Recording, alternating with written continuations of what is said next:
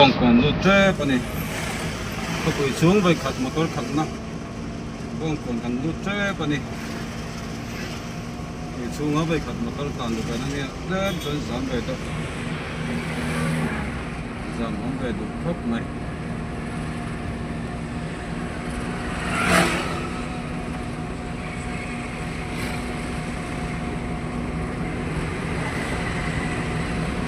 là lúc cả driving test là chỉ hiểu chuyện nó bên cái này đó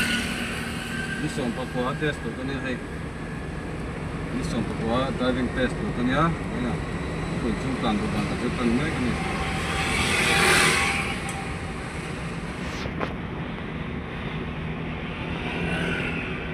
second lấy cái là second xong thì nó thôi